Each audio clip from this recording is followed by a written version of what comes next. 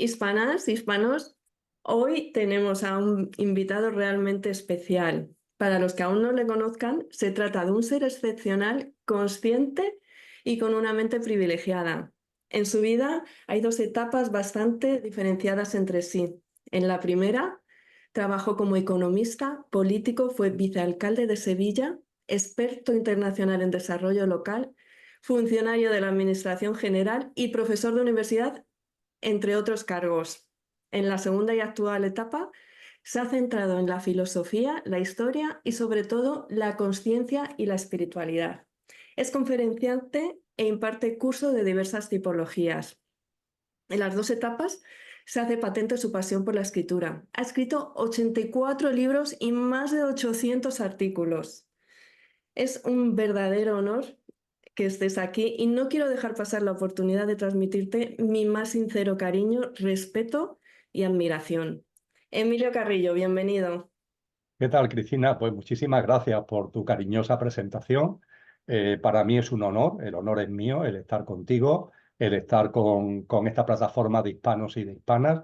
Es maravilloso cuando me lo comentaste, me parece una iniciativa digna de todo apoyo y mi modestito grano de arena, pues aquí lo estoy poniendo con este diálogo contigo. Así que muchísimas gracias, querida Cristina.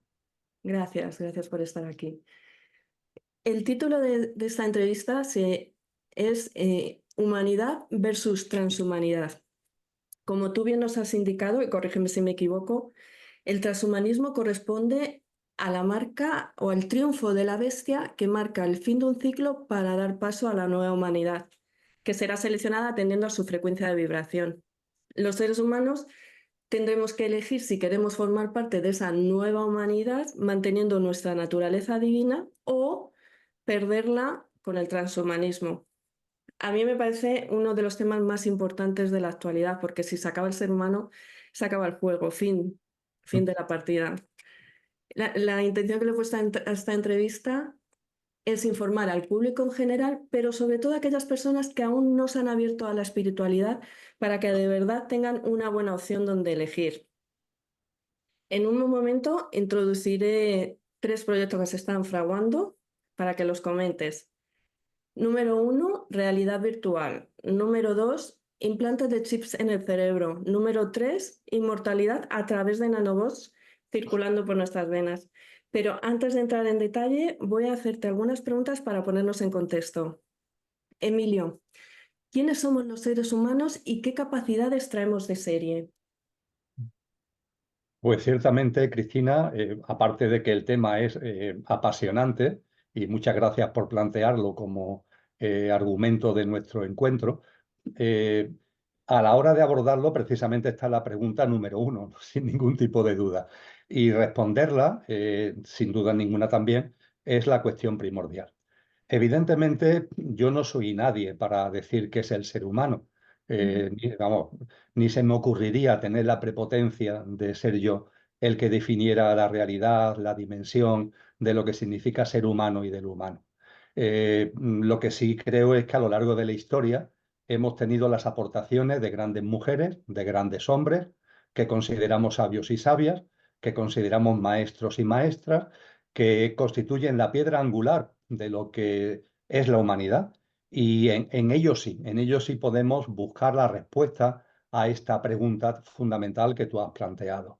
Y es un tema que me ha interesado mucho y que por tanto ahí sí puedo con contundencia y con claridad responder a la cuestión. No por lo que yo digo, sino por lo que podemos decir que es el resumen de las aportaciones de todos estos faros de luz que ha habido plasmado en personas que ha habido a lo largo de la historia. Y la respuesta de ellos está muy clara. El ser humano es una perfecta, maravillosa, hermosísima conjunción de lo imperecedero y de lo perecedero. Una preciosa conjunción de esencia y de apariencia. En el ser humano a la vez se dan estas dos dimensiones. La dimensión de lo que a mí para hacerlo, y esto ya es una aportación modestísima mía, para hacerlo más entendible, me gusta decir que por una parte está el coche, que es lo perecedero del ser humano, entendiendo por coche nuestro yo físico, nuestro yo emocional, nuestro yo mental, nuestro pequeño yo en definitiva, que es perecedero y que va asociado a una determinada personalidad, en mi caso el Emilio este que está aquí compartiendo contigo. Y ciertamente ese pequeño yo, ese coche, es muy importante, faltaría más. Ahora bien, no nos puede hacer olvidar de que el coche tiene a su vez un conductor. El conductor es nuestra dimensión imperecedera, con el nombre que le queramos dar. Por ejemplo, en la tradición occidental se habla de nuestra dimensión álmico y espiritual. En la filosofía griega, pues lo componía Neuma y Psique. Si nos vamos al ámbito oriental, nos encontramos otras denominaciones que están relacionadas con Atma y con Buddhi. Pero el nombre, desde luego en este caso, es lo de menos. Lo más importante es percibir que en el ser humano hay una dimensión trascendente, imperecedera. Y esto además, para aquellos que les cueste como más trabajo asumirlo, yo me atrevería a decirle que sin ningún tipo de duda, esta realidad la vivimos todos y la vivimos en el momento ese que llamamos muerte, porque la muerte realmente no existe. La muerte es un imposible. En este universo en el que vivimos, en este cosmos maravilloso, la muerte no existe. Y cuando la personalidad, cuando el Emilio de turno fallece, lo que deja de funcionar es el coche, porque es perecedero. Ahora bien, el conductor que ha encarnado en el coche para vivenciar la experiencia humana, ese conductor no muere, todo lo contrario, queda libre de envoltura física y posiblemente vuelve a encarnar a lo largo de una cadena de vidas que tiene como objetivo la evolución en conciencia. Y la evolución en conciencia tiene que ver con recordar lo que somos, recordar ese conductor que constituye nuestra verdadera esencia y a partir de ahí ir viviendo, eso es la evolución en conciencia, eso es la evolución espiritual, ir viviendo cada vez más, no bajo los parámetros del coche, que son siempre efímeros, perecederos, un coche que además como tiene fecha de caducidad es muy dado a la protección y a actitudes egoicas, egocéntricas,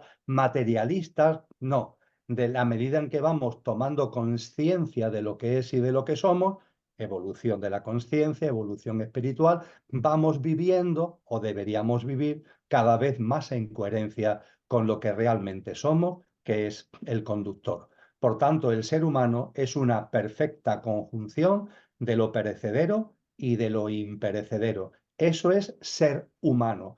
Y cuando abordemos los otros temas que tú ya has presentado, hablaremos del ser infrahumano, porque el ser infrahumano, ¿qué es? El ser humano que olvida lo que realmente es y se aferra a su parte perecedera, se aferra a su parte pasajera y efímera. El ser humano que se olvida del conductor, el conductor está ahí como dormido, como olvidado, y toda su vida está permanentemente en el aferramiento y en la identificación con el pequeño yo. Entonces el ser humano es como si se cortara una parte, como si se cortara en dos mitades, una mitad que además es la más importante, no porque la otra no lo sea, es la más importante porque es la imperecedera, la olvida y se queda identificado y aferrado al pequeño yo.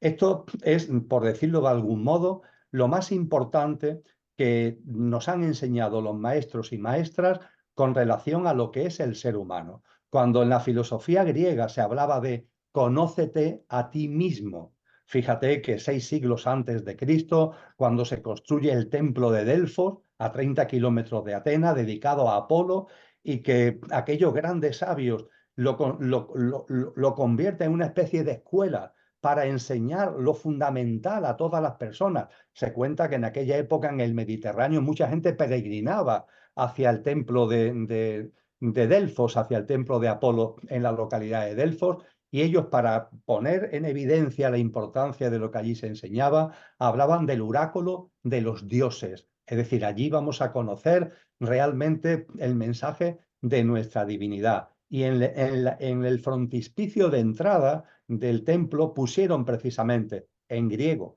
pero traducido al castellano, pusieron conócete a ti mismo, conócete a ti misma. Y este conocerte a ti mismo, conocerte a ti misma, es precisamente el tomar conciencia de que somos una perfecta conjunción, como decía antes, de lo perecedero y de lo imperecedero. Y a partir de ahí, cuando hablamos de las cualidades, de las capacidades, lo perecedero, el pequeño yo tiene una serie de capacidades. Por ejemplo, el pequeño yo es muy importante, el coche es muy importante para nuestro día a día. Difícilmente podríamos disfrutar, vivenciar la experiencia humana si no fuera gracias al coche. Pero eso sí, las cualidades del coche son cualidades, lo digo no como ninguneo ni con carácter peyorativo, sino descriptivo, son cualidades muy domésticas, muy para andar en el día a día. En cambio, las cualidades de nuestra dimensión imperecedera son mucho más importantes. Es lo que en la filosofía griega, por volver a ella, se habla de las virtudes, ¿no? En el caso de Platón, por ejemplo, ¿no? Es todo lo que es la sed de verdad. Ese algo que hay en el ser humano que le lleva a buscar la verdad. La verdad que está más allá de la apariencia, la esencia que está más allá de la apariencia. Está todo lo que tiene que ver con esa sed de verdad, que es la sabiduría, que es el discernimiento. Es también el sentimiento de justicia que hay profundamente en el ser humano, el sentimiento de paz, esa aspiración, ese anhelo de paz que ahí dentro todos tenemos. Igualmente tiene que ver con el bien en el sentido filosófico del término, no es el bien en el sentido del bienestar, no es el bien desde el punto de vista de la bondad, del amor, de la compasión, de la solidaridad, de la cooperación, el vivir la vida no de un modo cerrado, que es a veces lo que lo doméstico del pequeño yo, en su afán de protección y en su miedo, porque es perecedero, nos quiere llevar a vivir ahí encerrados en nosotros mismos, protegiéndonos de lo demás con recelo, intentando acumular y atesorar para protegernos. No, nuestra dimensión imperecedera transciende de todo ello y es una dimensión mucho más abierta, que no aspira a ponerse al servicio de uno mismo, sino al servicio de la vida que se ve como lo que es, como un auténtico milagro, que se vive con confianza, que se vive con reverencia. Entonces, todas esas virtudes de las que nos habla la filosofía y nos han hablado tantas tradiciones, tiene que ver con las cualidades del ser humano verdadero, nuestras cualidades imperecederas. La memoria, decía Agustín de Hipona, también hablando de esas cualidades, que son las potencias de nuestra dimensión imperecedera, las potencias del alma. Él decía que el ser humano tiene los atributos de memoria. ¿Memoria en qué sentido? De recordar lo que somos, de recordar lo que es, de percibir que hay una esencia más allá de la apariencia, en cada uno, en los demás y en toda la realidad que nos rodea. E igualmente nos hablaba de esa necesidad a través de la memoria de confiar en la vida, de comprender que en la vida no hay casualidades, sino que todo está lleno de causalidades, de que todo tiene un sentido profundo, de que todo tiene un porqué y un para qué. Nos hablaba dentro de esa memoria la importancia que es reconocer nuestra dimensión imperecedera y comprometerte con ella, el compromiso con uno mismo. Cristo Jesús lo llamó el amor a uno mismo, no el amor egocéntrico, sino el amor desde el punto de vista de poner en valor lo que somos. Junto con la memoria y en segundo lugar, Agustín de Hipona, como potencia del alma, nos hablaba de la voluntad.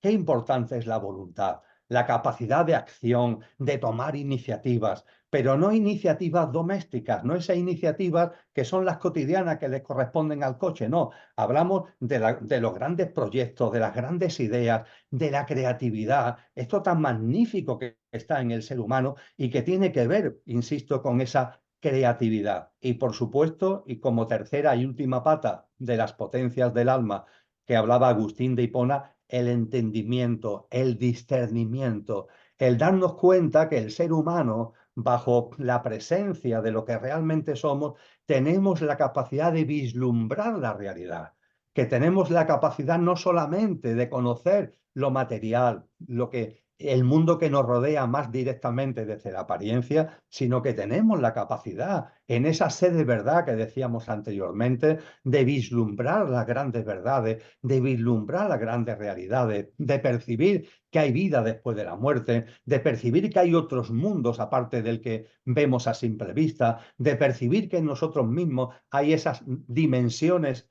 imperecederas a las que hacía referencia.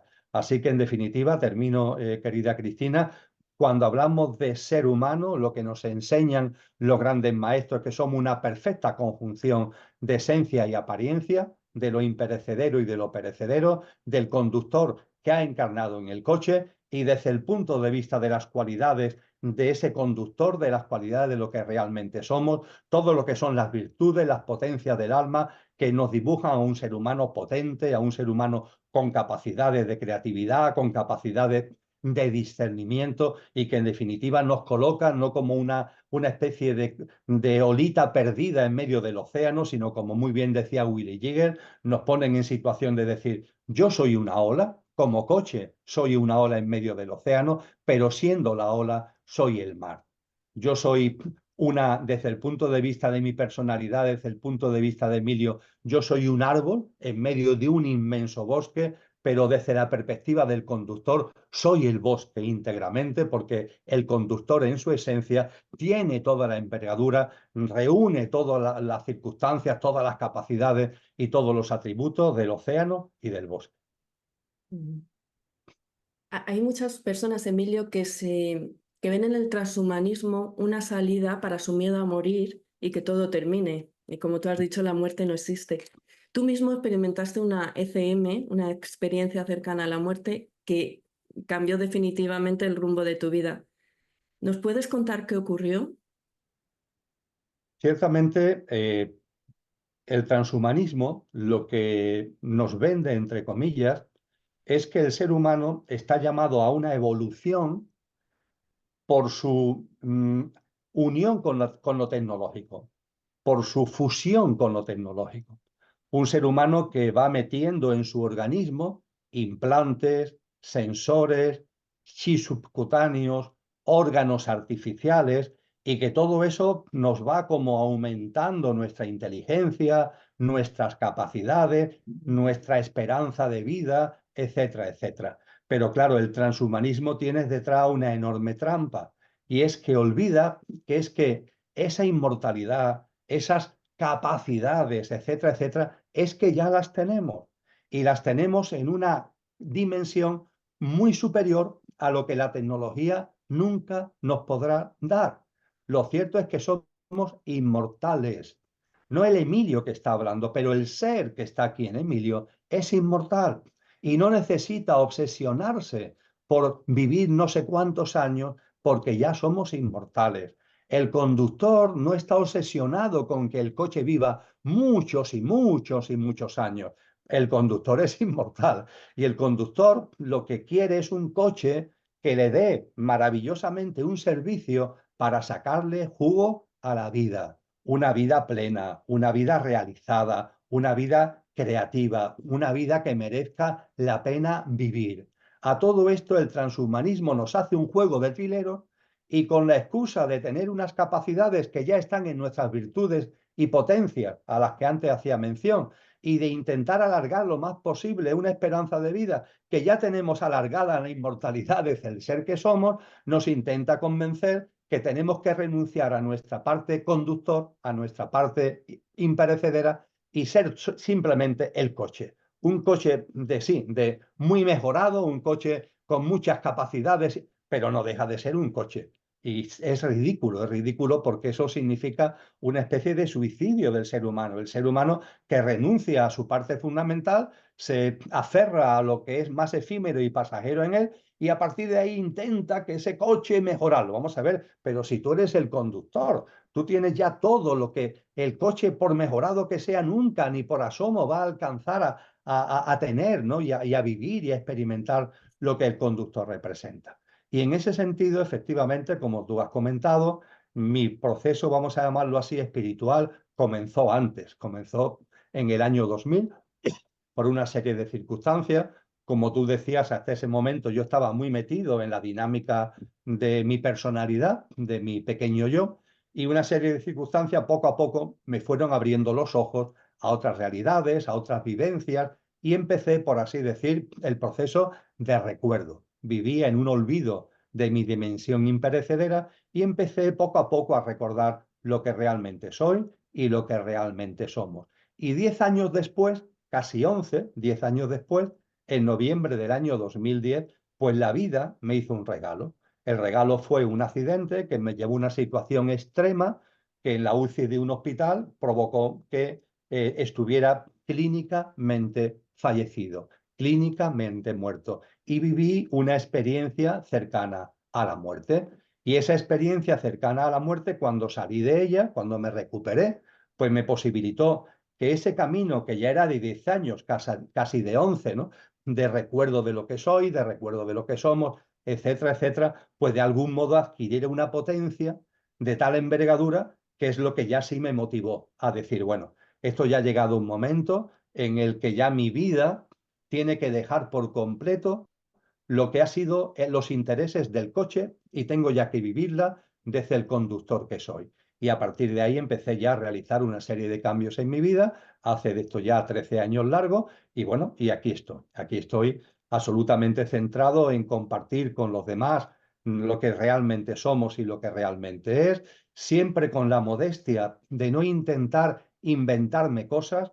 Yo no invento técnica, no invento ninguna teoría, ¿no? Yo lo que sí hago es, de una forma humilde, estudiar, conocer lo que esos grandes sabios y sabias nos han ido aportando, lo que Cristo Jesús muy especialmente nos enseñó, y a partir de ahí, con ese bagaje, intentar, y eso se lo debo a mi experiencia de los años más metido en mi pequeño yo, las cualidades comunicativas, la docencia universitaria, también la actividad política, me fueron dando una serie de capacidades de comunicación, incluso de saber divulgar las cosas un poquito más complejas con mayor sencillez, y eso es lo que hago.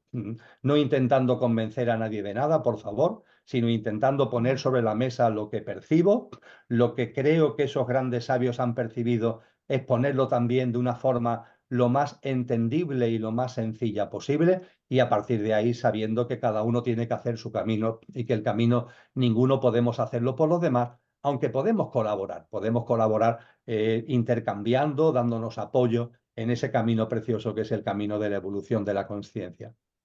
Ajá. Bueno, ya has comentado qué es el transhumanismo y, bueno, ¿podrías detallarnos un poco más qué objetivos crees que tienen al instaurarlo? Porque esto es un plan que lleva ejecutándose desde hace muchos años. Pues dicho así a bote pronto, sé que la respuesta a esta pregunta tan importante que has planteado, Cristina, a más de una persona que así, sin haberse, entre comillas, dedicado un tiempo al asunto, le puede sorprender. Pero en la clave, cuando hablamos del transhumanismo, tenemos que unirlo al denominado nuevo orden mundial. Se está configurando un nuevo orden mundial. Hay muchas plasmaciones de ese nuevo orden mundial. Uno de ellos es la agenda famosa, la Agenda 2030. Se quiere configurar a nivel global, no a nivel de un país o de dos o de un continente, sino a nivel global, se intenta configurar un modelo social, un modelo económico, un modelo de convivencia, un modelo tecnológico, un modelo institucional. Eso es lo que está detrás del nuevo orden mundial. El nuevo orden mundial se reviste, como el transhumanismo, de grandes palabras. Podríamos decir que el transhumanismo es como la plasmación más directa de ese nuevo orden mundial. Y se viste, se disfraza de declaraciones grandilocuentes, que basta tener un poquito de capacidad de observación para percibir que son tan grandilocuentes, es decir, tan grandes en cuanto a sus pronunciamientos como falsas, como vacías. Y a la prueba, y me remito a las pruebas de la realidad en la que estamos. Todas esas declaraciones de grandes organismos internacionales, de grandes corporaciones transnacionales, ¿no? Que están siempre hablando de grandes objetivos cuando realmente en su práctica cotidiana hacen exactamente lo contrario. No construir un mundo mejor, sino todo lo contrario, una sociedad cada vez más distópica, con mayores niveles de sufrimiento, de dolor y de alienación de la gente, de olvido de lo que es, de lo que somos, y cada vez más sometidos a unos sistemas de creencias muy cerrados, de pensamiento único, para que todo el mundo piense lo mismo, muy controlados todos por las tecnologías, muy dominados, muy monotorizados. Eso tiene que ver con el nuevo orden mundial y tiene que ver con el transhumanismo. Y cuando nos hacemos la pregunta que qué es lo que quieren, es decir, los que están detrás de la implantación de ese orden mundial nuevo, cuando nos preguntamos qué es lo que quieren, la respuesta no está en la economía, porque la economía ya está en sus manos. Los datos económicos, yo he dejado la actividad como economista, pero soy economista, no puedo remediarlo. Han sido muchísimos años de docente universitario, muchísimos años de investigación económica y los datos de la economía nos dicen con claridad que actualmente el 1% de la población mundial tiene más recursos y patrimonio que el 99% restante. Y dentro de ese 1% hay un 1% que son los que realmente detentan el poder económico. Estamos hablando del 1%, que son los que dominan el sistema socioeconómico y a través del sistema socioeconómico el entramado político e institucional a nivel global y el complejo tecnológico militar. Y esta gente, ¿qué es lo que quiere? Dinero, pero si ya lo tienen todo el dinero en sus manos. Pueden querer poder si es que ya lo tienen todo el poder en sus manos. A partir de ahí, ¿qué es lo que pretenden? Bueno, pues esto es lo que decía, que a las personas que viendo este vídeo no hayan de alguna forma visto otras cosas, no se hayan ocupado de profundizar en estos asuntos, le puede sorprender más. Estamos ante un dilema espiritual, porque lo que no debemos olvidar es que este 1% del 1% tiene creencias espirituales. En ese sentido, la plataforma Wikileaks, la que fue perseguida, la que ha sido, bueno, finalmente ha llevado a la cárcel y finalmente teniendo que aceptar una especie de acuerdo para salir de la cárcel por parte de su creador, de Assange, ¿no? Esa plataforma, una de las cosas que nos facilitó fue una gran información, por ejemplo, de correos electrónicos de grandes personajes que están ahí en el 1% del 1% o cercanos al 1% del 1%. Y todo ese bagaje informativo, ¿qué es lo que nos dice? Que tienen creencias espirituales. Lo que ocurre es que cuando ellos hablan de espiritualidad, no entienden por espiritualidad lo que entendemos tú y yo, ni la mayoría de la gente, porque ellos practican y son seguidores de una espiritualidad involutiva, una espiritualidad que no se basa en el servicio a la vida, en la reverencia a la vida, en la compasión, en la unión con los demás y con la vida y con la naturaleza. No, es una espiritualidad, entre comillas, que se pone al servicio de uno mismo para uno mismo, a través de esa denominada espiritualidad, alcanzar mayor poder, mayor riqueza, en definitiva, unas creencias espirituales al servicio de uno mismo. Para quien quiera tener una especie de relato de lo que esto es muy sencillo, a mí me gusta compartir esa escena que está en varios evangelios del Nuevo Testamento cristiano, en donde Jesús, después del bautizo en el río Jordán y antes de comenzar su vida pública, los 3 años y poco de su vida pública hasta que fue crucificado y murió y después, a mi modesto entender, resucitó y vivió también la ascensión. Pues bien, cuando Jesús es bautizado y antes de comenzar su vida pública, se retira al desierto, como para prepararse en silencio, en introspección, para la tarea, para la labor que va a acometer. Y nos dicen en los evangelios que estuvo retirado 40 días y 40 noches. Y estando en ese retiro, se le aparece un personaje que aparece muchas veces en los textos cristianos y en casi todas las tradiciones espirituales con un nombre o con otro, que es Satanás. Satanás, por así decir, es la plasmación de la espiritualidad involutiva. Y Satanás mantiene un diálogo muy interesante con Jesús y entre las cosas que están en ese diálogo, la que yo quiero ahora tocar y la que quiero recordar es la siguiente. Se dice que Satanás sube a Jesús a un monte muy alto y desde ese monte muy alto le enseña todos los poderes y riquezas de este mundo. Y Satanás le dice a Jesús, ¿ves? Todos estos son todos los poderes y riquezas que hay en el mundo. Son tuyos si te postras ante mí. Si te postras ante mí, accederás a ese poder y a esa riqueza. Cristo Jesús les dice que no, y quien quiera tener más detalle está en los evangelios cristianos. Pues bien, podríamos decir que en ese 1% del 1% que tiene en su mano el sistema socioeconómico y a través de él el entramado político institucional y el complejo tecnológico militar, le ha dicho que sí a Satanás. Es decir, con tal de tener los poderes y riqueza, me postro ante lo involutivo. Y en esos emails que la plataforma Wikileaks en su momento nos dio mucha información, porque fueron miles y miles de correos electrónicos, pues se comprueban cómo ellos quedan a adorar, a reverenciar a estas figuras involutivas, con nombres además que vienen de muy antiguos, son de la cultura sumeria, son como diablos, seres demoníacos, con nombres que vienen de la cultura sumeria, y esa es su práctica religiosa espiritual, la involutiva. Entonces, este pequeño grupo que quiere implantar el transhumanismo y el nuevo orden mundial tiene profundas creencias espirituales, pero de índole involutiva.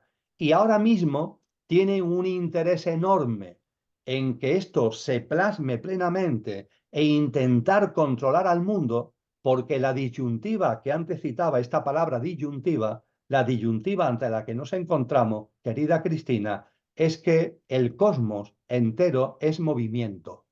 Y los movimientos no son ni mucho menos frutos de la casualidad, sino de ciclos. Los grandes sabios nos lo han enseñado hasta la saciedad. Todo se mueve, nada es permanente y todo se mueve en ciclos. La propia vida humana y también el planeta Tierra y también la humanidad.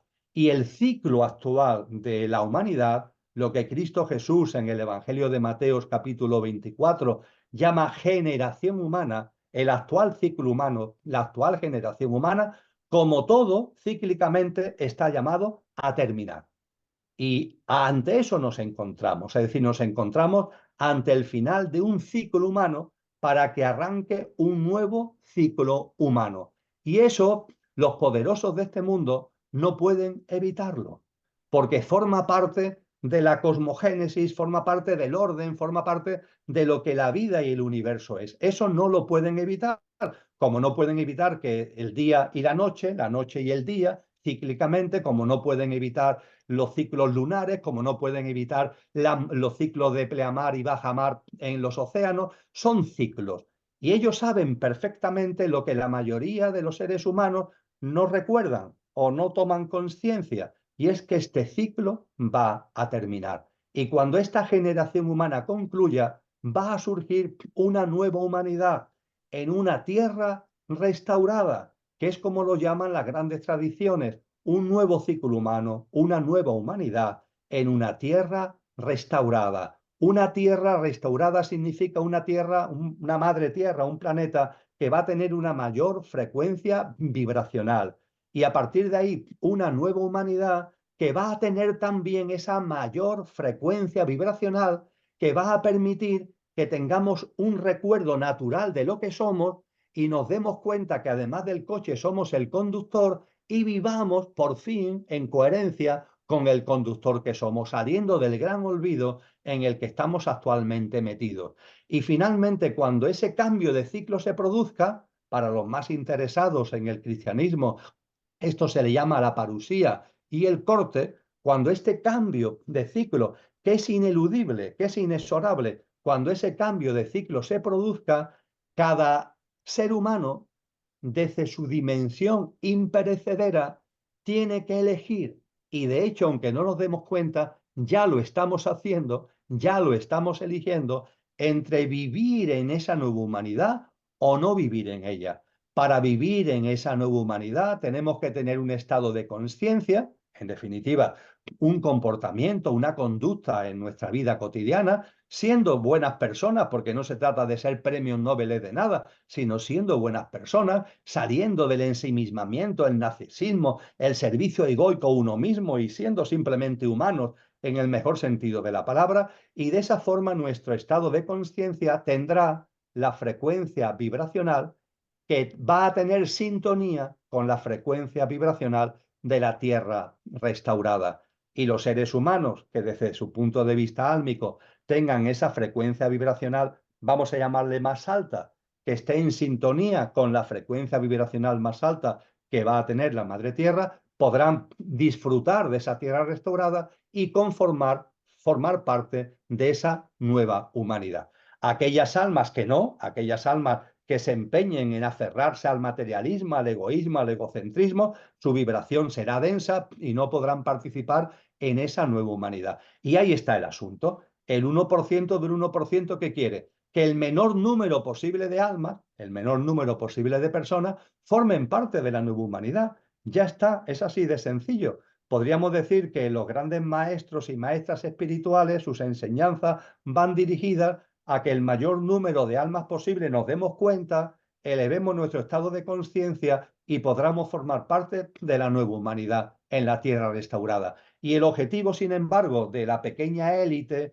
del transhumanismo, es un nuevo orden mundial para enconsetarnos y para dominarnos, es extraviar las almas y que cuando ese momento llegue, no estemos en condiciones de disfrutar de esa nueva humanidad y de esa tierra restaurada. Esto no va de dinero porque ya lo tienen todo, esto no va de poder porque ya lo tienen todo, esto tiene que ver con algo que ellos aparentemente niegan, pero que sin embargo está detrás de su estrategia, que es lo espiritual. Ahora bien, una espiritualidad que ellos interpretan y viven en clave involutiva y una espiritualidad que somos muchos los que intentamos modestamente vivir y practicar en clave evolutiva, del servicio a la vida y en reverencia hacia la vida en todas sus manifestaciones. Vale.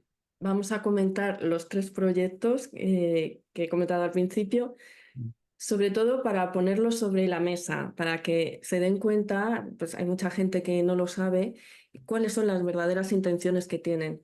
Empezamos con el primero, realidad virtual, entre muchos otros proyectos, el de Mark Zuckerberg. El señor Zuckerberg pretende que el mundo virtual no se distinga del mundo real. Quiere que nos pongamos unas gafas de realidad virtual y vivamos experiencias a través de ellas en vez de relacionarnos con otras personas. Por ejemplo, si quisiésemos jugar al ajedrez, quedaríamos con una persona en ese mundo irreal y jugaríamos en vez de hacerlo físicamente. Tendríamos que comprar cualquier objeto virtual que quisiésemos utilizar. Nuestros bienes pasarían a ser virtuales. El señor Zuckerberg dice que así además cuidaríamos el planeta. Meta, la matriz de su grupo de empresas, ya se ha introducido en el sistema educativo de varios países y quiere que los más jóvenes aprendan con estas gafas virtuales puestas y además conectadas a sus aplicaciones educativas, con contenidos como poco dudosos.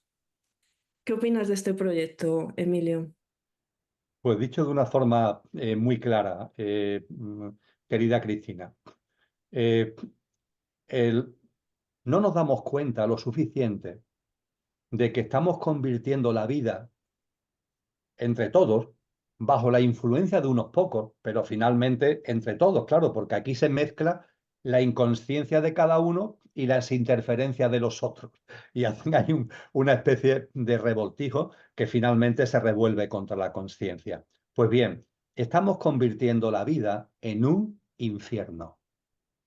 Lo digo como una reflexión muy pensada, le he dado muchas vueltas al asunto y es curioso cómo no somos capaces de darnos cuenta de esta gran verdad. Algo que es absolutamente maravilloso, que es vivir, lo estamos convirtiendo en un infierno. Damos por normal el no poder beber el agua de nuestros arroyos y de nuestros ríos. Damos por normal ese hecho cuando es una profunda anormalidad. Damos por normal el estar contaminando el aire cuando es una profunda anormalidad. Damos como normal el estar contaminando el contexto medioambiental con una enorme cantidad de contaminación electromagnética que nos está afectando. Las personas más sensibles son una clara manifestación al respecto, pero nos está afectando a todos. No nos damos cuenta que estamos convirtiendo la vida en un infierno a través de un estilo de vida basado en el culto a la velocidad, en siempre corriendo, en un estilo de vida absolutamente basado en el esfuerzo, en el trabajo, en la renuncia a poder disfrutar de la vida como tal. Un infierno que se pone de manifiesto en la desnaturalización. Cada vez estamos más alejados de la naturaleza, viviendo entre cemento y asfalto. Y cuando viajamos para colmo, mantenemos esa dinámica cada vez más. En lugar de contactar con la naturaleza, cada vez más vamos a sitios donde lo que hay es cemento y asfalto, y a través de transportes que no nos sacan de ese cemento, de ese asfalto y de la artificialidad. Y podría seguir, y podría seguir. Un infierno que está ocasionando que las enfermedades mentales estén ya a la cabeza de las enfermedades a nivel mundial. Y mira que hay enfermedades cardiovasculares, por ejemplo, pero las enfermedades mentales están a la cabeza. Están también increciendo enormemente las adicciones a todo, las adicciones al sexo, las adicciones al juego, las adicciones a la droga. ¿Por qué? Porque hay un vacío existencial, y ante ese vacío las personas buscan un sucedáneo, intentan agarrarse a algo para llenar ese vacío, y ese algo es la adicción en concreto en la que caen, etcétera, etcétera.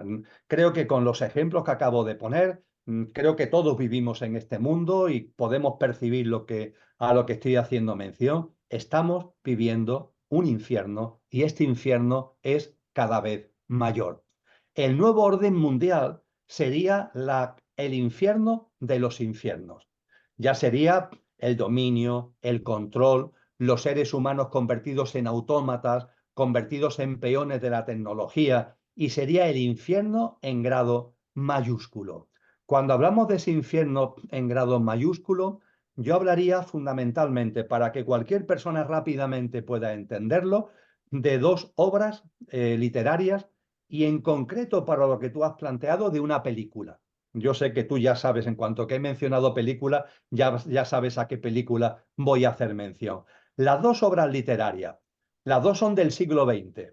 La primera en aparecer cronológicamente, Un mundo feliz, de Adolf Huxley, donde se habla de una humanidad que ha caído en el infierno, y donde la gente se mantiene en ese infierno a través de la distracción y el entretenimiento. A la gente se le tiene distraída, entretenida. De hecho, toman una droga, Soma se llama la droga, para que su mundo emocional no caiga, no se derrumbe ante el infierno en el que están viviendo, y están ahí en ese mundo feliz que realmente, basta escarbar un poco, es un auténtico infierno. Es la distopía de la distracción y el entretenimiento lelo de las personas convertidas en tontas, en necias, que no conocen nada, que no saben nada, y que sin embargo van por la vida creyendo que viven la vida, cuando han convertido la vida en un mero acto de supervivencia.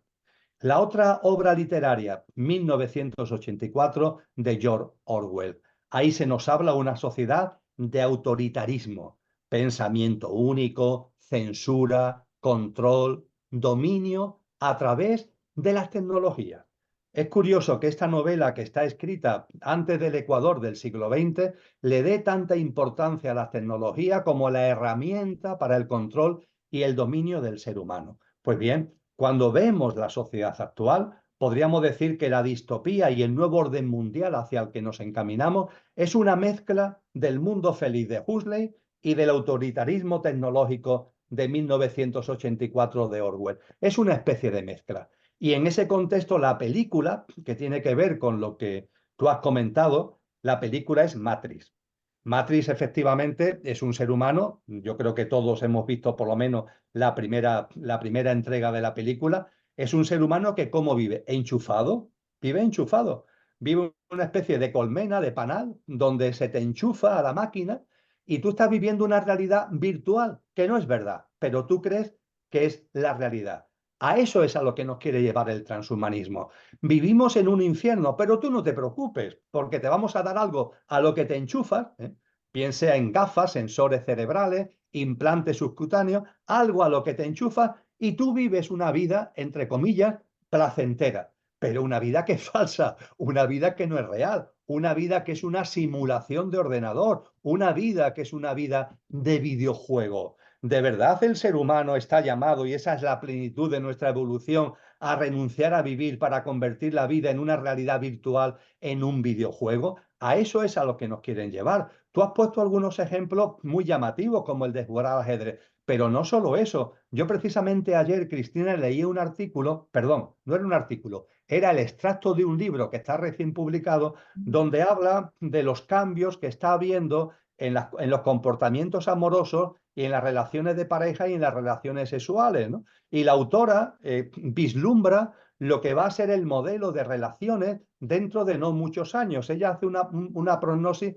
para los próximos lustros. Y ella nos dice que esto de las relaciones físicas, de las relaciones de pareja, todo esto va a desaparecer, porque tú en la realidad virtual vas a generar un avatar, que es lo que se hace en la realidad virtual. Yo ya no soy Emilio, aquí me enchufo a la realidad virtual y creo un avatar, el que yo considero oportuno, el que a mí me parezca oportuno. Y ese avatar, con los atributos y las cualidades que yo lo he generado en la realidad virtual, es el que tiene relaciones. Y las tecnologías, la inteligencia artificial en ese sentido va a jugar un papel fundamental. Las tecnologías te permiten sentir como verdaderas, que es lo que pasa en la película Matrix, te permite sentir como verdaderas esas conexiones y esas relaciones. El placer sexual, pongamos por caso, ¿no? O el conjunto de emociones que puede dar lugar una relación de pareja, ¿no? Todo eso te lo permite vivir, eso sí, te lo permite vivir artificialmente, virtualmente.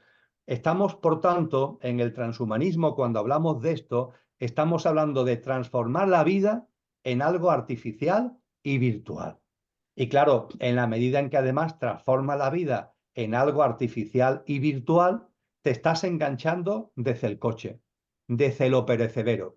¿Y dónde queda ahí lo imperecedero? Absolutamente olvidado. No existe lo imperecedero. La dimensión verdadera del ser humano, nuestra dimensión imperecedera, nuestra dimensión álmico-espiritual, nuestro ser inmortal, desaparece de la escena por completo y nos convertimos en una especie de personas atontadas, alienadas, absolutamente idiotizadas, viviendo en un infierno e intentando de alguna forma sobrevivir en ese infierno a través de una conexión, una realidad ficticia, virtual y artificial, en la que podemos vivir nuestro mundo de Yuppie, pero que no es sino una gran mentira. Y por tanto, esta es la realidad que está detrás de esta iniciativa, una gran mentira, un gran engaño, que nos vende como maravilloso lo que realmente es un escenario aterrador.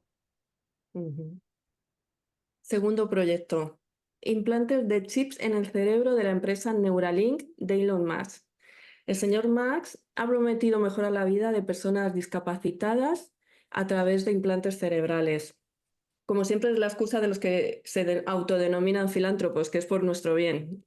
Asegura que esta tecnología dará superpoderes a los humanos. Supuestamente en 2024 ya han implantado un chip a 2 personas parapléjicas para devolverles habilidades perdidas. Indican que ahora ellos pueden comunicarse o controlar dispositivos electrónicos con su mente. Pero el señor Musk además dice que puede hacer posible la telepatía, habilidad que nosotros podemos desarrollar de forma natural, o sea que digamos que descontrolaría las capacidades de los seres humanos. Otra prestación de este dispositivo es que podría almacenar nuestros recuerdos. Si almacena nuestros recuerdos, ¿cuánta información nuestra podrían obtener y con qué fin podrían utilizarla? ¿Qué opinas, Emilio? Ciertamente estás tocando una segunda iniciativa, un segundo proyecto que, aunque parezca ciencia ficción, no lo es una gran realidad. Punto primero. Decíamos hace un ratito que todo lo que tiene que ver con el nuevo orden mundial, con el transhumanismo, siempre está lleno de declaraciones grandilocuentes, buenas intenciones, objetivos maravillosos. ¿Qué hay detrás? Mentira, una gran mentira. Eso es simplemente el escenario, pero lo que hay detrás del escenario, la realidad de lo que se esconde, es trágica y se revuelve directamente contra el ser humano en el entendimiento de lo que el ser humano y la humanidad realmente es, y no voy a volver a insistir en ello porque ya lo hemos hecho anteriormente. En concreto, quiero llevar este tema a colación con un asunto que creo que es uno más, pero es muy importante para entender todo lo que significa sensores, chips subcutáneos, etcétera, etcétera. Hay un texto que tiene 2000 años, que es el libro de las revelaciones, también conocido como el libro del Apocalipsis. En el libro de las revelaciones o el Apocalipsis, es el último del Nuevo Testamento cristiano, es con el que termina la Biblia, el último libro de la Biblia. En ese libro, hace 2000 años, se nos dice que llegará un momento en el que la bestia dominará el mundo. Esa bestia tiene mucho que ver con el nuevo orden mundial al que estamos haciendo referencia. Y se nos advierte que cuando la bestia domine el mundo, el triunfo de la bestia implantará la marca de la bestia. Y no se queda ahí, sino que describe en qué consiste esta marca. Se nos dice, es una marca que todas las personas se les obligará o se les querrá obligar a llevar en la mano o en la frente, y sin la que nadie podrá comprar ni vender. Esto dicho hace 2000 años es espectacular y difícilmente entendible, ¿verdad? Hace 2000 años. Hoy lo podemos entender perfectamente. Se nos está hablando de compraventas a través de dinero digital, no dinero físico, sino dinero digital.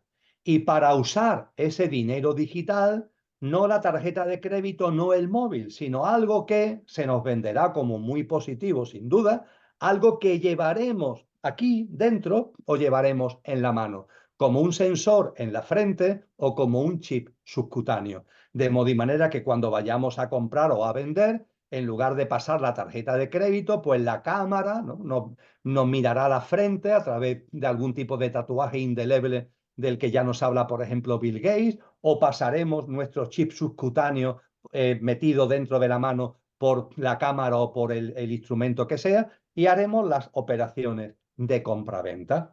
Con lo que la marca de la bestia va ligado al dinero digital y al implante, a la introducción en el ser humano de esos implantes, de esos sensores y de esos chips. Y en ese sentido, y para saber realmente lo que eso representa, como todo está a la vista, querida Cristina, porque esto es otro de los temas que, aunque sea de pasada, aprovechando este momento al que hemos llegado, quiero compartir. Todo está a la vista. Los antiguos mayas, hablando de este periodo histórico, lo llamaban la sala de los espejos. Ellos decían que llegaría ese momento en la evolución humana en donde se daría la sala de los espejos. La sala de los espejos es donde todo está a la vista. Todo está a la vista en lo colectivo y, ojo, también en lo personal. Claro, siempre que quieras ver. Si tú te quieres cerrar los ojos, si tú eres como el monito que te tapa los ojos, te tapa los oídos, te tapa la boca, ese es tu problema. Pero la realidad es que todo está a la vista. Y como es todo está a la vista, fíjate qué dato que parece de ciencia ficción, pero no lo es. La famosa crisis sanitaria con relación al coronavirus, etcétera, etcétera, todos recordamos que la declaración de esa crisis por la Organización Mundial de la Salud fue en marzo del 2020. Pues bien, en marzo del 2020, a la vez que se producía esa declaración de crisis, a la vez, por parte de la empresa Microsoft, se registraba una patente en el Registro Mundial de Patentes. Por tanto, entrando en el Registro Mundial de Patentes, esa patente está a la vista, porque estamos en la sala de los espejos. Para quien quiera ver, lo puede ver perfectamente.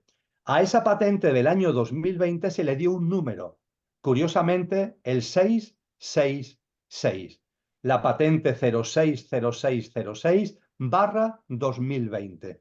Digo curiosamente porque el número de la bestia en la Biblia es precisamente el 666. Se considera como, por una serie de razones que no vienen al caso, de la imperfección más completa. Y esa bestia, entre comillas, que representa la espiritualidad más involutiva, su número es el 666. Pues mira por dónde, cuando se registra esta patente en el año 2020, el número es precisamente el 666, 060606/2020. ¿Qué es lo que esta patente hace? Pues fíjate, esta patente en primer lugar toma como telón de fondo las criptomonedas, porque claro, todavía no hay dinero digital, está al caer. Este año 2024 han terminado o deben terminar las pruebas para que a partir del 2025 el euro digital, el dólar digital, el yuan, la moneda china digital, ya sea una realidad. Al principio conviviendo con el dinero físico, con el dinero en efectivo, pero con el objetivo de que paulatinamente el dinero en efectivo, el dinero físico, vaya desapareciendo y solo haya dinero digital. Pero claro, todavía no lo hay. Entonces, esta patente, para formalizar el modelo, ¿qué es lo que hace? Coge las criptomonedas y a partir de ahí, el dinero digital, la patente, habla de criptomonedas, que podían ser perfectamente, cuando correspondan, euros digitales, dólares digitales, etcétera, etcétera. Aquí está el servidor de criptomonedas y yo como usuario, tengo, entre comillas, criptomonedas que puedo utilizar para comprar y para vender. Ahora bien, hay un segundo componente en la patente y el segundo componente es un sensor que el ser humano se introduce en su organismo. ¿Por qué se introduce el ser humano un sensor en su organismo? Porque es maravilloso. Es un sensor que de una forma perfecta y guiado por un servidor de inteligencia artificial va a monitorear nuestras constantes vitales y nuestras ondas cerebrales. Y en la patente se describe 7 parámetros concretos que el sensor va a ir midiendo continuamente en la persona. Insisto, ritmo cardíaco, frecuencia respiratoria, vibración cerebral, una serie de componentes de nuestro organismo que el sensor va midiendo continuamente. Y a partir de ahí, fíjate, la persona que se meta el sensor, gracias al sensor, puede utilizar la criptomoneda. Ya no necesitamos tarjeta, ya no necesitamos móviles, no. El propio sensor, a través de algún tipo de marca que llevaremos pues en la mano o en la frente, nos posibilita realizar las transacciones correspondientes. Ahora bien, ¿cuál es el quid de la cuestión? De que ese sensor, claro, nos dicen, tú a través de ese sensor vas a estar conectado a la nube. A través de ese sensor vas a aumentar tus capacidades porque vas a tener acceso a toda la información de la red. Si quieres saber cualquier cosa, tú vas a conectar con la nube y vas a poder descargar en tu cerebro esa información. Incluso a través del sensor vas a poder comunicarte con otras personas. Ya no vas a tener necesidad de un móvil porque el propio sensor va a hacer la actividad de comunicación. Ahora bien, ¿qué es lo que nos oculta? Que si tú estás conectado a la nube está conectada a ti. Es decir, que esto no es unívoco, es biunívoco. Si yo estoy conectado a la nube está conectado a mí. Y esto es precisamente lo que esta patente pone muy bien de manifiesto, porque el sistema de dinero digital, que yo tengo un sensor para poderlo utilizar, ese sensor me lo he introducido y el sensor además mide constantes vitales y ahora es el sensor el que me dice si puedo o no realizar una transacción. No porque tenga dinero o no tenga dinero, que por supuesto, sino en el supuesto de que tenga dinero digital, en el supuesto de que tenga capacidad económica, pero el sensor en mí detecte algo, en mi organismo, en mi persona, detecte algo, enciende la luz roja y no me permite realizar la transacción. Por ejemplo, el sensor tendría capacidad para que si el sistema dice que nos tenemos que meter alguna sustancia en nuestro organismo, si el sistema dice que tenemos que inocularnos con alguna cosa, en el mundo feliz es Soma, la droga Soma, de Huxley, si el sistema dice que nos tenemos que meter alguna sustancia, inocular alguna sustancia, si no lo cumplimos, ¿qué es lo que sucede? Que el sensor detecta que tú en tu organismo no tienes esa sustancia, con lo cual el sistema del sensor bloquea al sistema de criptomoneda y tú no puedes realizar ni compras ni ventas porque no estás cumpliendo las normas que se está estableciendo por el sistema. Esto que puede parecer absolutamente, insisto, ciencia ficción, es una enorme realidad y es una patente oficializada hace ya más de 4 años y tiene que ver con la célebre marca de la bestia que está muy bien descrita en el libro de las Revelaciones. Y todo esto me lleva a lo que tú has comentado acerca de Mans y acerca de estos sensores. Ellos nos dicen, qué maravilla, unos sensores que nos van a aportar salud, que van a corregir enfermedades. Sí, pero es que ya sabemos, es que siempre es la misma historia. Siempre nos cuentan milongas y a través de esas milongas nos quieren convencer. Porque claro, no nos van a decir la verdad, nos Mm. tienen que engañar. Nos engañan y a partir de ahí habrá muchos seres humanos que para corregir enfermedades o para prever determinadas enfermedades o para alargar su esperanza de vida, ahora hablaremos de ello quizás, por todo ello estarán dispuestos a meterse en su cuerpo lo que sea, sin darse cuenta que de esa forma estarán permanentemente controlados, monitoreados, porque no solo tú te conectas a la nube, es la nube la que te conecta a ti, y en el momento en el que, por ejemplo, se considere una enfermedad mental hablar del alma, en cuanto que tú no solamente hables, sino que pienses sobre el alma, en cuanto que tú pienses sobre el hecho de que un ser humano es más que lo puramente físico y que tenemos una dimensión imperecedera trascendente, eso la nube lo va a recoger y el sistema transhumano, el nuevo orden mundial, eso lo va a considerar una enfermedad mental. Y a partir de ahí, la nube detectará que hay un ciudadano, que el pobre o la pobre necesita atención médica porque se le está pasando por la cabeza una locura tan tremenda como que tenemos una dimensión inmortal y que somos mucho más que nuestro coche y que somos un conductor, según dice algún loco en algún vídeo. Todo esto es lo que está detrás. Sé que esto cuando es la primera vez que todo esto se empieza a escuchar, se empieza a percibir, parece una enorme locura. Y uno prefiere cortar el vídeo, uno prefiere Uy, yo no me quiero enterar, ya, no te quieras enterar, pero esta es la realidad de lo que está ocurriendo. Y todo esto no tiene que llevarnos ni al miedo, ni a la zozobra, nos tiene que llevar a la conciencia. A mí me gusta decir, Cristina, que ellos están a lo suyo y nosotros tenemos que estar a lo nuestro. Pero claro, para estar a lo nuestro tenemos que darnos cuenta de lo que están haciendo ellos, precisamente para no caer en sus trampas y nosotros vivir de una manera distinta, que siempre, siempre va a ser una manera de vivir más sencilla, más alegre, más en cooperación y en solidaridad, más compasiva y más en conexión con los demás seres humanos y con todas las formas de vida de la naturaleza. Ujú. Tercer proyecto, esta vez en potencia, la inmortalidad.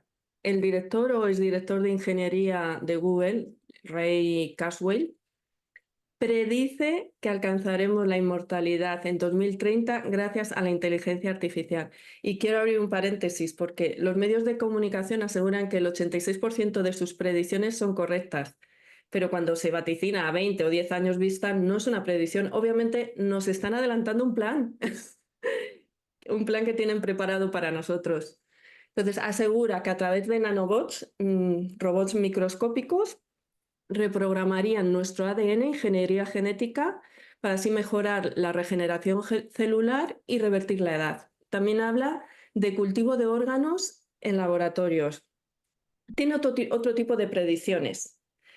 Predice que los ordenadores pasarán el test de Turing en 2029, esto es, que demostrarán tener inteligencia, conciencia de sí mismos y emociones exactamente igual que los seres humanos. La línea entre humanos y máquinas desaparecería como parte de la evolución tecnológica. Eso sí, sugiere que esas máquinas destacarían por su moralidad y su respeto hacia los humanos como sus ancestros. Nos pasan a categoría de ancestros. Es que parece una broma y ojalá lo fuese, pero no lo es. Emilio, ¿hay por dónde agarrar esto? Sí, no, no es ninguna broma porque es otro de los pilares, un pilar muy importante del nuevo orden mundial, de la Agenda 2030 y de todo lo que ellos quieren implantar con el objetivo de que cuando el ciclo cambie y se abra la puerta a una nueva humanidad en una tierra restaurada, el mayor número de almas encarnadas, es decir, el menor número de almas encarnadas, es decir, el menor número de personas, pasemos a ese nuevo ciclo y a esa nueva humanidad. ¿Y qué mejor forma de evitar que pasemos a esa nueva humanidad que dándonos ese caramelo envenenado de lo que llaman inmortalidad? Y muy gráficamente lo explicaría de la siguiente forma. Es muy sencillo y muy gráfico. la inmortalidad de los zombies. ¿Esa es la inmortalidad que queremos, la de los zombies? Los zombies son inmortales, ¿eh? Vamos, salvo que les rompa la cabeza, son inmortales. Esa es la inmortalidad que nos están diciendo, esa es la inmortalidad a la que nos quieren llevar. La inmortalidad, sí, pero ¿de qué? De zombies, no de seres humanos, de otra cosa, de una especie. El nombre es muy difícil de darle una denominación concreta, pero yo, por no llamarlo zombies, lo llamo infrahumanos. Seres humanos que han renunciado a su condición humana porque han olvidado la mitad de lo que somos, que además es lo más importante, lo imperecedero, se han aferrado al coche, olvidando al conductor, y en ese coche se hacen supervivientes durante muchos años, durante una enorme cantidad de años si se quiere, pero una vida que ya no es vida. Si esto lo reflexionamos de verdad, esto es lo que deseamos. Lo que deseamos es vivir muchos años como zombies. Desde luego, yo tengo muy claro que esa no es mi elección en conciencia. Yo no tengo interés, evidentemente, en fallecer. Cuanto más años dure mi coche, estupendo. Pero ojo, no a cualquier precio. Yo quiero calidad de vida. Y la calidad de vida no solamente es biológica, también es consciencial. Yo quiero ser creativo. Quiero tener capacidad de alcanzar plenitud en mi vida, en mis obras, en mis acciones. Quiero percibir lo que es el servicio, la compasión, la empatía, esa conexión con los demás, esa conexión con la naturaleza. Yo no quiero una vida donde todo eso desaparece y yo me convierto en algo muy extraño, en un zombi infrahumano. Eso sí, que vas a vivir mucho tiempo y mucho tiempo y mucho tiempo. Bueno, pero es que eso no es vida. Hemos cambiado la vida por algo que desgraciadamente se convierte en una especie de cárcel. Esta es la realidad de todo lo que nos están describiendo, querida Cristina. Y en ese sentido es enormemente importante el que no caigamos en los cantos de sirena y que detrás de este tipo de cantos utilicemos la conciencia. Precisamente por eso este es un gran momento el que estamos viviendo, porque ante todas las distorsiones, todas las interferencias que estamos compartiendo, aquí estamos nosotros. Y nosotros tenemos capacidad como para darnos cuenta de lo que es real, para tener una sed de verdad que nos permita darnos cuenta de lo que es la realidad y a partir de ahí de decir, no, esto no. Y yo en mi ámbito de vida voy a vivir de otra manera. Ellos a lo suyo. Ya sabemos lo que van a hacer. Ya sabemos que esto va de digitalización del dinero, esto va de sensores y de implantes en el organismo para tenernos absolutamente controlado, incluso a través de la economía. Esto va de promesas muy grandilocuentes que realmente nos están convirtiendo en auténticos esclavos zombies, en zombies infrahumanos. Esta es la realidad. Y esto es lo que ellos quieren, pero no lo quieren porque estén en una especie de juego o porque vayan a ganar dinero o porque quieran tener poder, que ya tienen todo el dinero del mundo y todo el poder del mundo. Eso lo quieren ellos porque saben que aunque nadie sabe el momento, porque el tiempo de los cambios de ciclo, ya lo decían en los griegos clásicos, no es un tiempo cronológico, que es cronos. Ellos hablaban de que hay un tiempo espiritual, que es kairos, y kairos no se puede llevar al calendario. Hay que estar atentos a las señales, pero no se puede llevar al calendario, no se puede decir un día y una hora. Por eso Cristo Jesús, cuando habla en el Evangelio de Mateo capítulo 24 del final de esta generación humana, nos da muchas señales, nos da mucha información, pero también nos dice, nadie sabe ni el día ni la hora, porque no es algo que se pueda llevar al calendario, a nuestro calendario de días, de meses, de semanas, de años, porque no conjuga en tiempo de crono, el tiempo material, sino en tiempo de kairos. Y kairos, ¿qué es lo que significa, Cristina? Lo explico de una forma muy sencilla. La vida va discurriendo así, es como un río que va esto es el río, ¿vale? Y pongo dos dedos, ¿no? Como el flujo del río. Esto que hay abajo, que va por delante, es cronos, el tiempo material. Y esto que está aquí arriba, como rezagado, es el tiempo espiritual.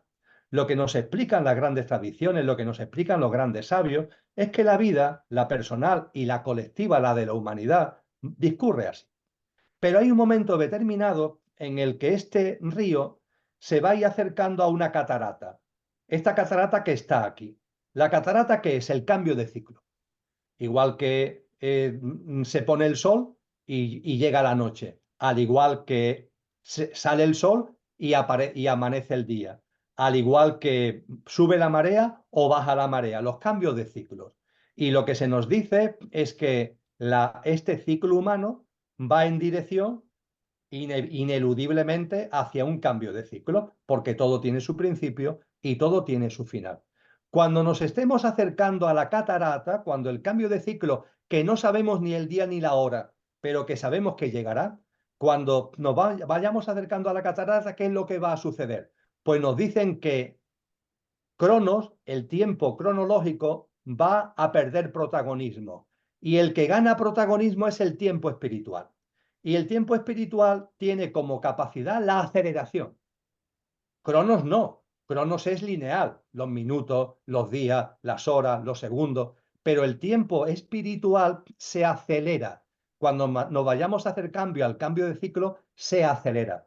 Y ojo, además de acelerarse, se remueve, porque nos estamos acercando, la metáfora es muy bella en ese sentido, nos estamos acercando a una catarata y el río se empieza a remover. Pues bien, cuando percibamos que el tiempo se acelera y que hay mucho removimiento, significa que nos estamos acercando al cambio de ciclo.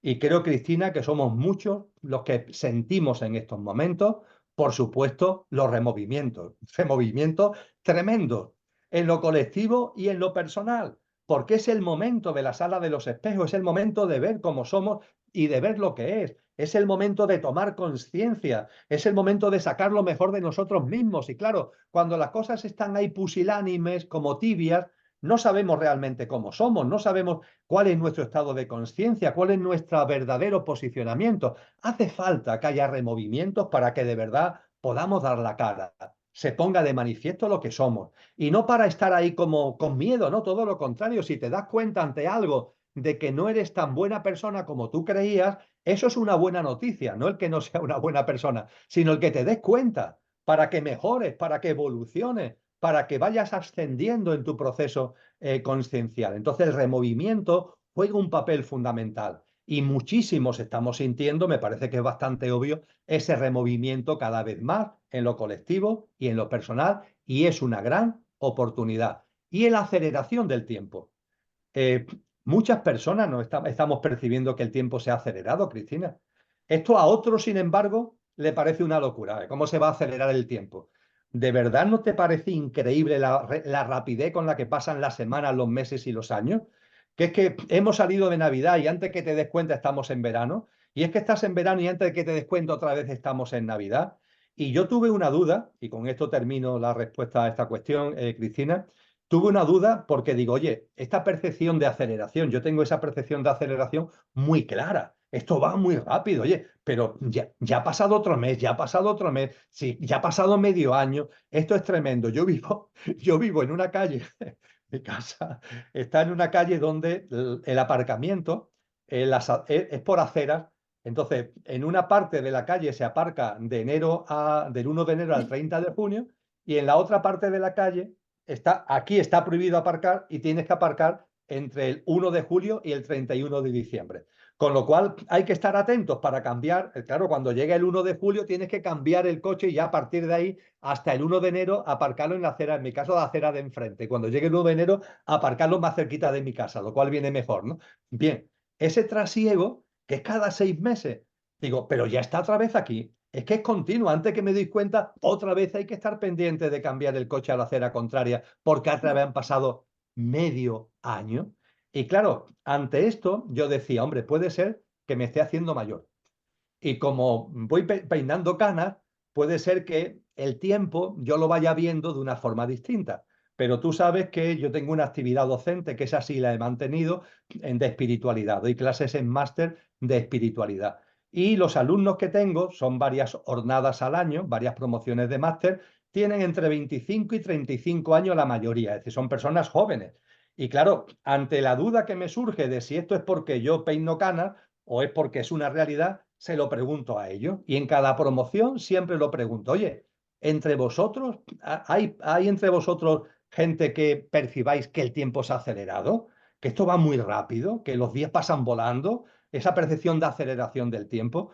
Y no te exagero, siempre entre el 80 y el 85% de los alumnos me dicen que sí, levantan la mano y me dicen que sí.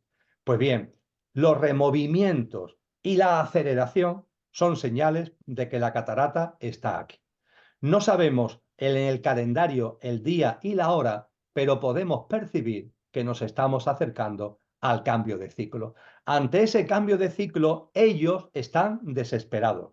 Están intentando por todos medios convertirnos en zombies, limitar nuestras auténticas capacidades como humanos, convertirnos en infrahumanos para que el menor número posible de nosotros, llegado esa catarata, llegado el nuevo ciclo de la nueva humanidad en la Tierra restaurada de mayor frecuencia vibracional, la podamos disfrutar y la podamos vivir.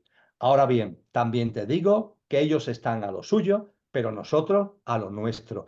Y yo que estoy en conexión con tanta gente continuamente, con tantos foros, con tantas plataformas, no solamente en lengua castellana, en muchos idiomas, que tengo un conocimiento de causa, creo que bastante potente, puedo afirmar con radicalidad que el movimiento de conciencia es potentísimo, que no tenemos que venirnos abajo, que no tenemos que tener miedo, que no tenemos que caer en la desesperanza, todo lo contrario, es un momento bellísimo, sí, lleno de removimientos, sí, pero es un momento bellísimo. Ellos están ahí con sus sensores, están ahí con su transhumanismo, están ahí con su mecanismo de control y de dominio, prometiéndonos milongas para convertirnos, como en la película Matrix, en muertos vivientes, enchufados a una realidad virtual, porque el mundo se ha convertido en un infierno, que es lo que ellos quieren precisamente, convertir el mundo en un infierno, es lo propio de la espiritualidad involutiva. Pero nosotros, ante todo eso, con una enorme paz, con un enorme sosiego, lo que tenemos que hacer es una práctica de vida para estar en condiciones ya no solamente de vivir ese nuevo ciclo, sino de anunciarlo, Cristina. Vamos a anunciarlo ya. Tú estás en condiciones, yo estoy en condiciones de anunciar lo que es ese nuevo ciclo. El ser, como decía Antonio Machado, buenas personas en el buen sentido de la palabra, personas conscientes, personas llenas de paz, personas bondadosas, personas donde la justicia, la honestidad, la honradez no son declaraciones grandilocuentes, sino que son pautas verdaderas de vida, personas cooperantes y solidarias, personas que nos amamos entre nosotros, personas que amamos a la naturaleza, que amamos la vida, que amamos a la madre tierra, personas que tenemos la capacidad de percibir cada vez más la esencia que está detrás de la apariencia. Y esto es lo que tenemos delante. Con lo que ante tanta distorsión, tanta realidad virtual, tanto transhumanismo, tantas declaraciones grandilocuentes de promesas vanas que nos quieren llevar a zombies virtuales, a zombies llenos de realidad artificial, aquí estamos nosotros en nuestra conciencia, sacándole jugo a estos momentos y anunciando ya lo nuevo, que es de lo que se trata, anunciar ya lo nuevo.